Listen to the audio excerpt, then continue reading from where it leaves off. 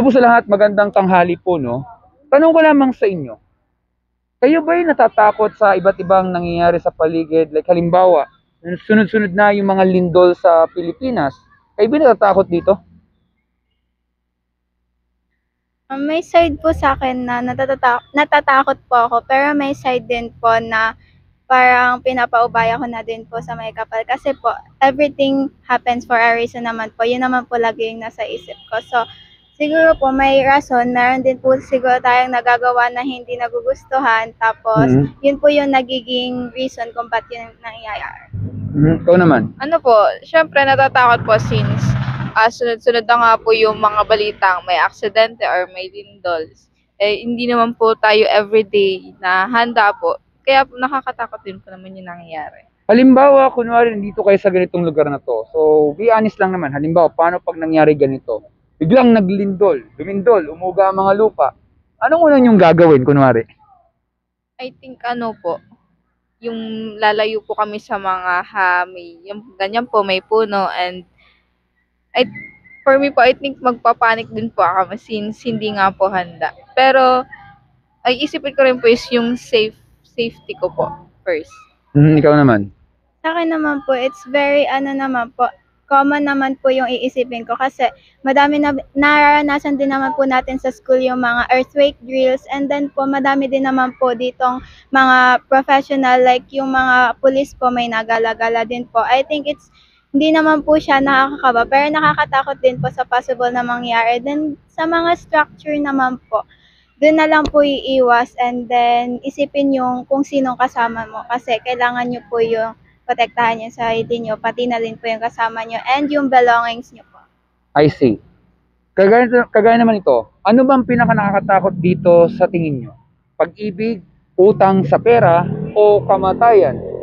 Para sa inyo, ano bang pinaka nakakatakot dito at bakit?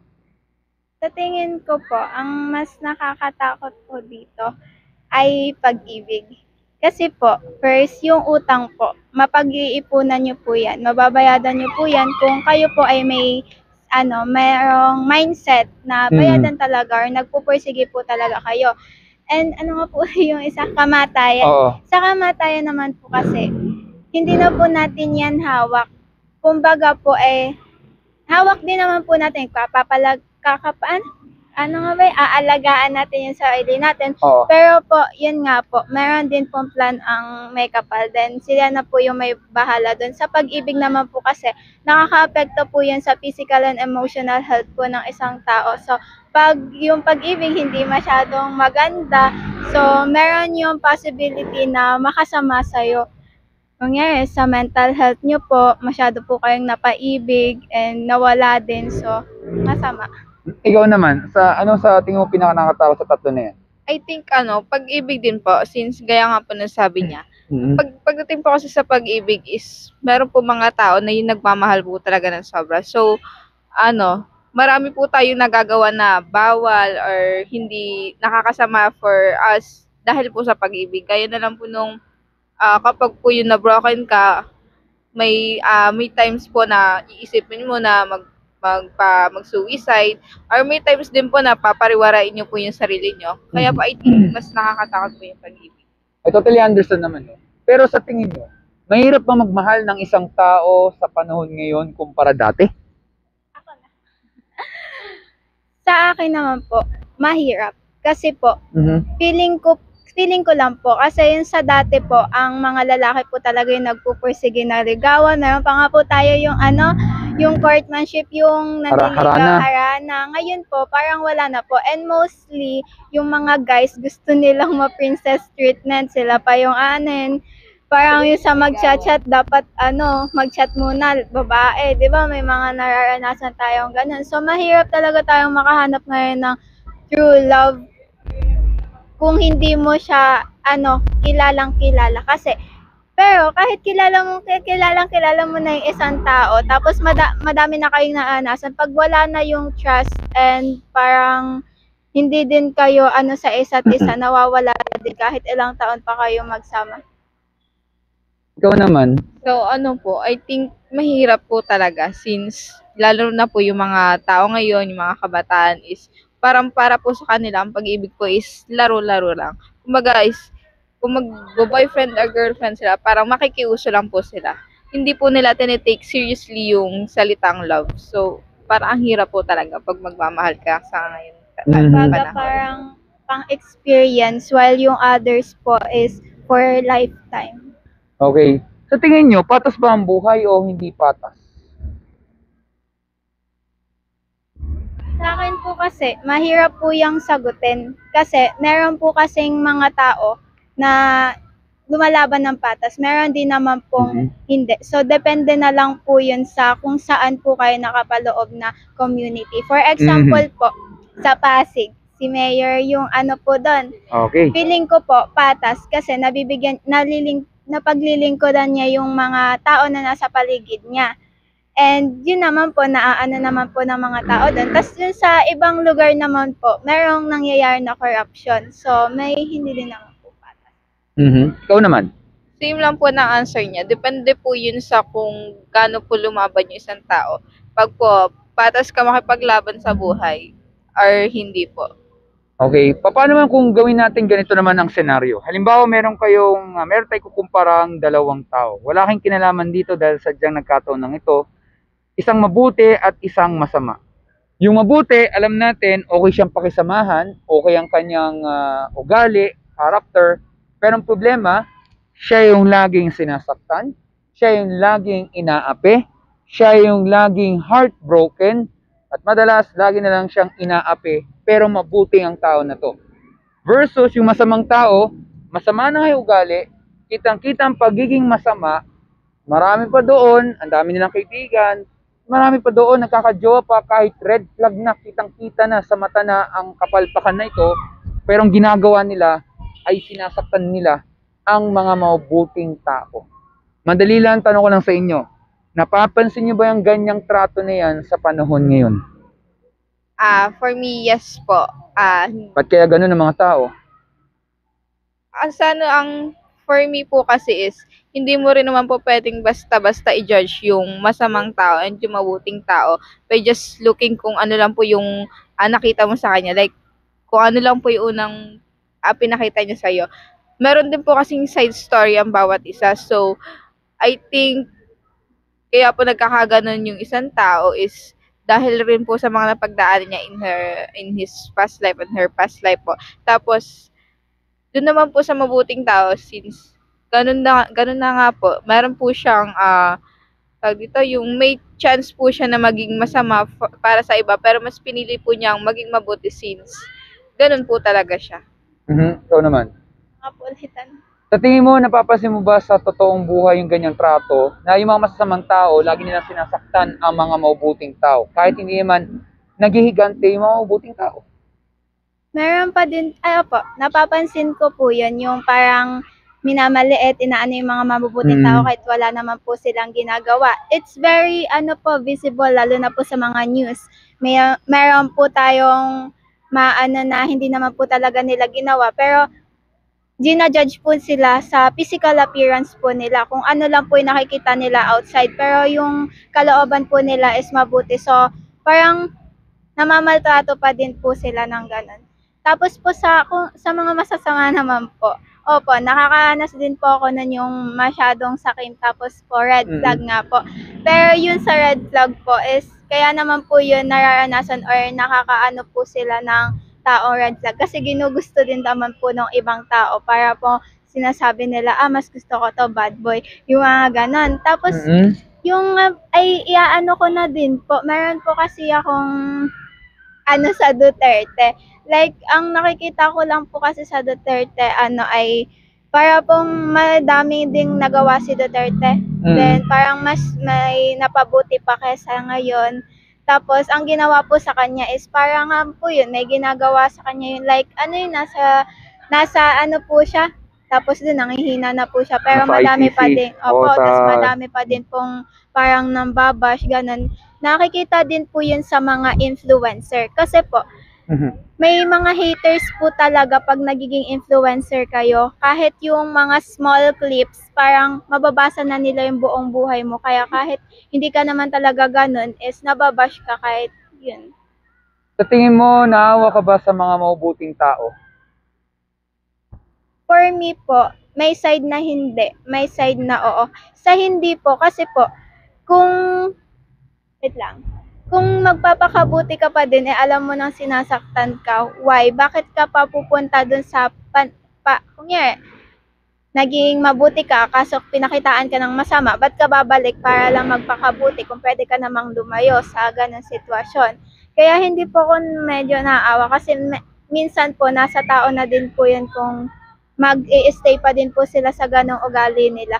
Pwede naman po silang lumayo, magpakabuti, and umalis.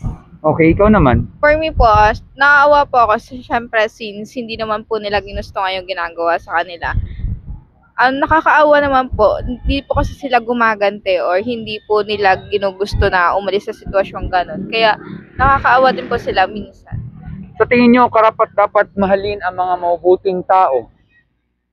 Definitely. Ikaw? Yes po.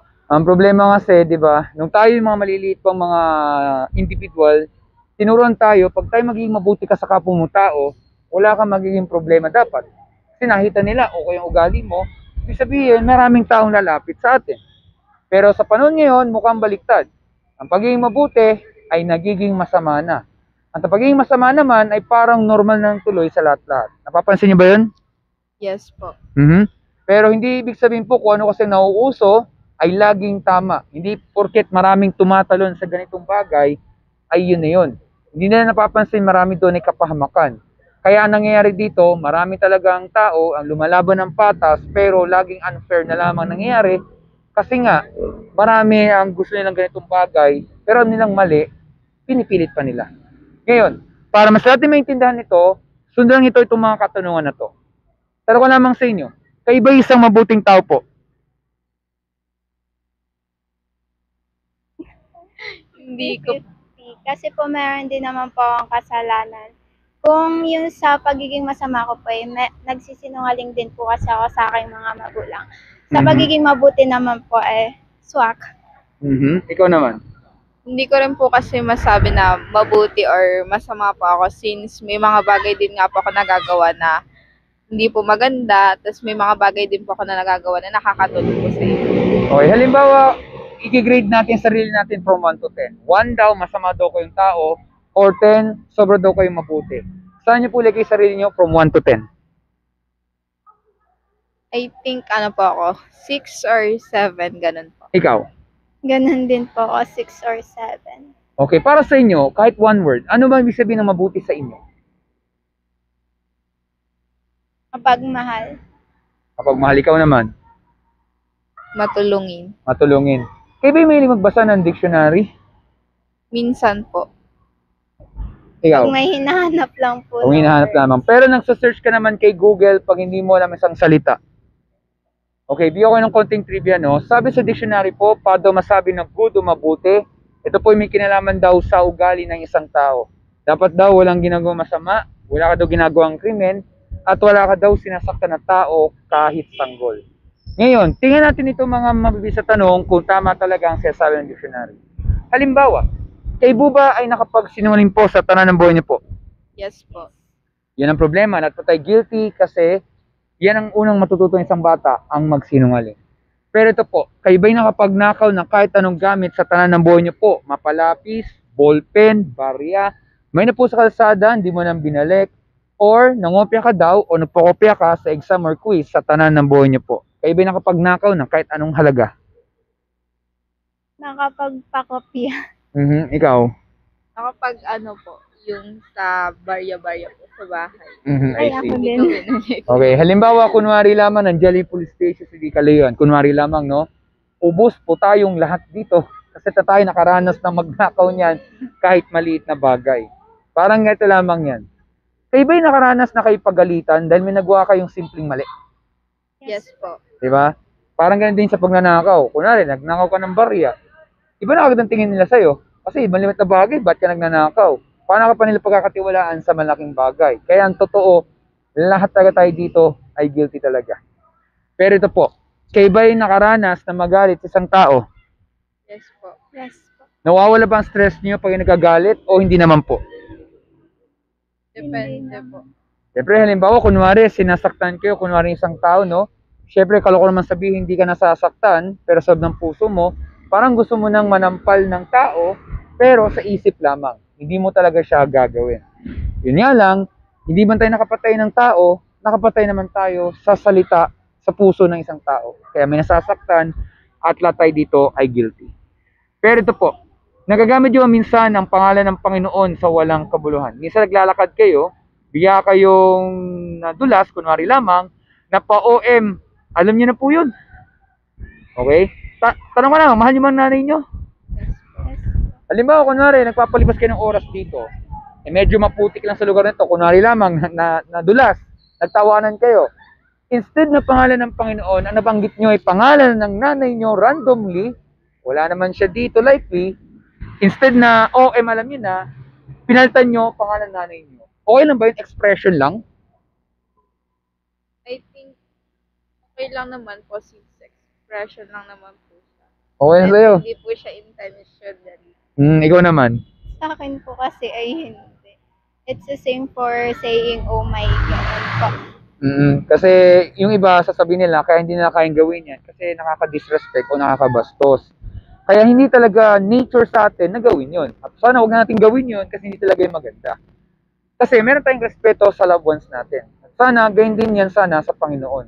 Kasi ang tawag doon ay blasphemy o pambabastos. Imagine nyo, napakaganda itong lugar na to. Bigyan na lang natin sisirahin ang pangalan ng Panginoon sa walang kabuluhan. Kaya lahat tayo dito ay guilty. Lilinawin ko po sa inyong dalawa, hindi ko yung sinisiraan, hindi ko inuhusgahan. Yung mga tanong na yan ay tanong po ng lahat sa atin.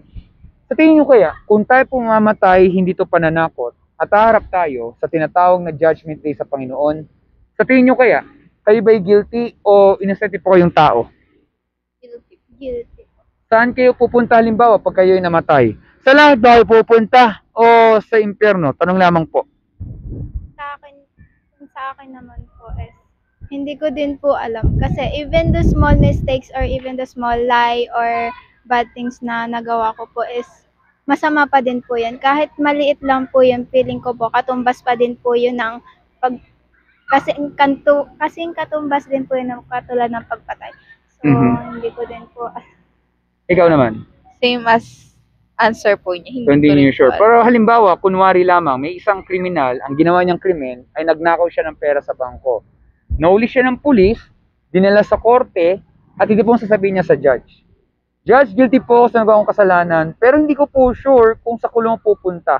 Oo, may nagawa po mali, pero baka naman po hindi naman siguro sa kulungan. Parang nakangatuwiran pa dahil lang tinignan niya yung kanyang pagkakamali. Pero sasabihin ng judge, mabigat ang nagawa mong krimen o kasalanan, kailangan niya pagbayaran, kailangan niya tanggapin yung parusa na siya talaga itatapon sa kulungan. Tama po ba?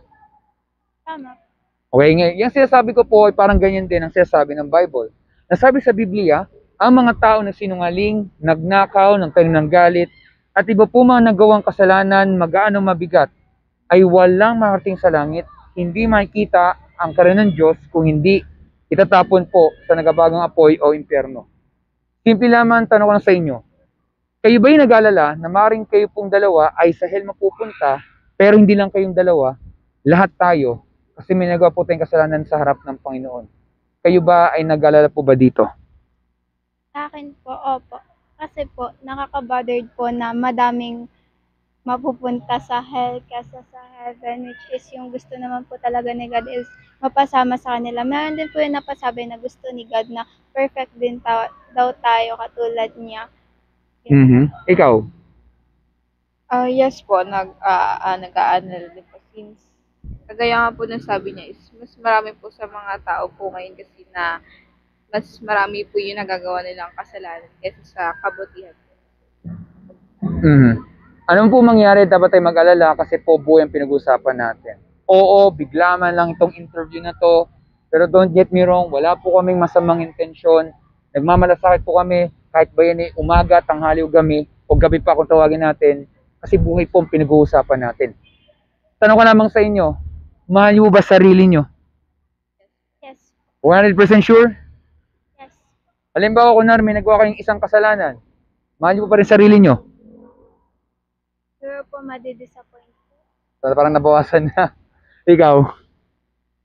Mahal pa rin naman po, pero nakaka-disappoint na kagawa ng.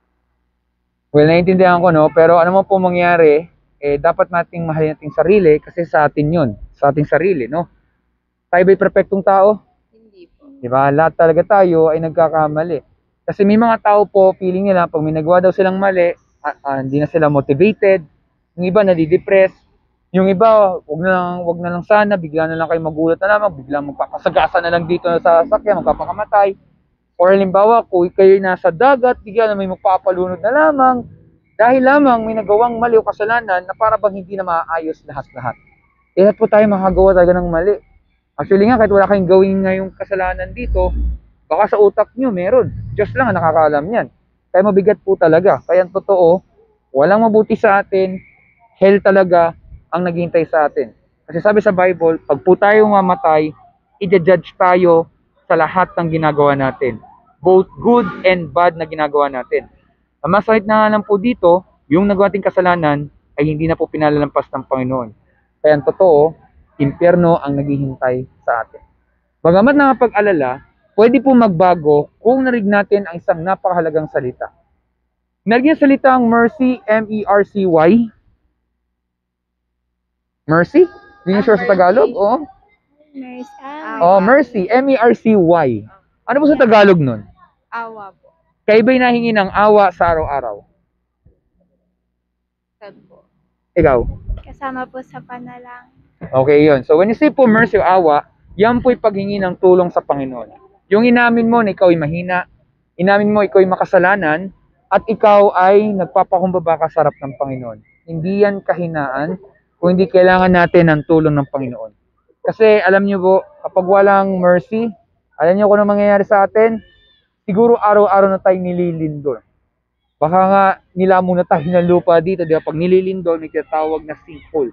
Yun yung sa sobrang hina ng lupa, bumabagsak na lamang, no? Pero napansin nyo, buhay pa kayo. Buhay pa maraming tao dito. Dahil yan sa awa ng Panginoon. Oo, dapat niya kontrolin yung nangyayari sa paligid, may gera, korupsyon at lahat. Pero lahat yun ay planado yan ng Panginoon kasi siyang mas nakakaalam na ikakabuti natin lahat. Pero ang punto lamang, sa biyaya ng Panginoon, ito yung awa. Nararanasan natin katahimikan kahit papano. Kasi pag tayo hingi ng awa sa Diyos, alam natin at alam ng Diyos, yan yung magiging dahilan para hindi mapahamak isang tao. At pag nangyari yon, ito na po yung magiging tanong. Ano ba ang ginawa ng Panginoon sa ating lahat upang hindi tayo itapon sa impyerno at tayo pa yung makalis po sa Judgment Day? Ano ba ang ginawa ng Panginoon sa ating lahat? Naniniwala ka doon? Tayo pong lahat ay makasalanan, di lang sa Pilipinas, pati sa buong mundo. Tama po ba? Opo. Pero yun nga, ginawa po ng Panginoon sa Kristo, binumisi po yung kanyang buhay nung siya ay nagkatawang tao. Mahal niya ang mga tao, kaya siya nagmamalasakit. Pero ang ginawa ng mga tao, hindi siya minahal. Siya ay sinaktan, inorture, iniwan sa ere, hindi po yun hugot, at siya ay pinatay pati pinako sa krus ng Kalbaryo. Sa anong dahilan? Nagbahagi lang ng katotohanan. Which is nakakalungkot lamang, hindi kasi na-appreciate yan ng mga tao. Kaya yun yung dahilan, ba't nangyari yun? Pero, si Jesus, hindi lang siya tao lamang. Siya rin naging Diyos. Alam niya na kailangan itong gawin para mapuksa na nga po ang kasalanan at matalo na po ang kasalanan ng sanlibutan. Sa pamamagitan po ng kanyang dugo at ang kanyang buhay. Kung saan, namatay siya sa krus, pero siya ay nabuhay sa pangatlong araw bilang hudyat na nabayaran na po ito lahat-lahat. Ngayon, ang tanong dito, paano tayo maliligtas? Wala yan sa mabuting gawa. Kung hindi ang kaligtasan lang ay nanggagaling lamang sa Panginoon. Wala sa ating gawa kasi may bahid po ng kasalanan. Kaya nga po, pag tayo ay maliligtas sa Kanya lamang, may ginawa ang Panginoon na dalawang regalo na ibinigay sa atin para magawa itong kaligtasan na to, bagamat sa Kanya lamang. Una, narinig salitang repentance? First time? Ikaw, first time mo narinig yan? Opo. When you say po repentance or repent, which is verb, ibig sabihin lamang po niyan ay pagsisisi sa kasalanan. Halimbawa, pag kayo ba'y nagkasakit, makapunta kaya dito sa lugar na to? Diba? Hindi nyo ma-appreciate yan. So pag tayo nagkasakit, gusto mo laging gumaling. Pag po tayo may nagawang kasalanan, talikuran, pagsisihan, at papaguhin ating kaisipan. Parang halimbawa lamang, Kunwari ikaw ay nagsinungaling ka sa isang tao. So, ang gagawin mo na lamang, magsasabi ka talaga ng totoo lagi. Kahit masakit pa man yan, yun yung magpapalaya talaga. Kasi kung hindi, tuloy-tuloy na tayo sa paggagawa ng kasalanan. Yan yung pagsisisi. Papaguhin ang kaisipan, lagi. At ang pangalawa po ay ang pananampalataya or faith kay Jesus Christ as Lord and Savior. Pag nagawa tayong dalawang bagay na yan, ay pwede tayo patawarin ng Panginoon, bigyan tayong bagong puso at isipan, at higit sa lahat po, anuman ang pagsubok na pinagdadaan natin, meron pong pag-asa. Hindi sa mundo na to, kundi sa Kanya lamang, at dahil doon, meron pong buhay na walang hanggan. So, bago po umalis, meron na ako mabilis na tanong lamang.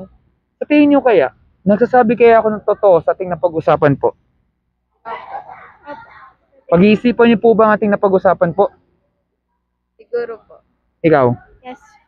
meron ba yung Bible sa inyong mga bahay? Meron po. Nagbabasa ba kayo araw-araw? Madalang po. Ikaw? Hindi na. Ganito lamang, pag nagugutom, anong gagawin nyo? Kakain. Di ba araw-araw? Kasi kung hindi, magkakasakit po tayo. Sana gayon din po yan sa Bible. Sana mabasa natin ang kanyang salita araw-araw kasi yan yung love letter ng Panginoon sa ating lahat-lahat. At kaya tayo dito sa mundo na to ay para makilala natin ang Panginoon at siya malugod natin habang buhay. So summarize lamang po, lahat tayo guilty, walang mabuti sa atin, hell ang naghihintay sa atin. Kasi yan ang hustisya ng Panginoon sa ating lahat-lahat. Pero ang mabuting balita, maraming maliligtas. Yes, may hell, pero may langit. Kasi itong mga tao na ito ay maliligtas kung talaga po tayo ay nagsisi po sa kasalanan. Yan yung repentance at nanampalataya or faith kay Jesus Christ as Lord and Savior.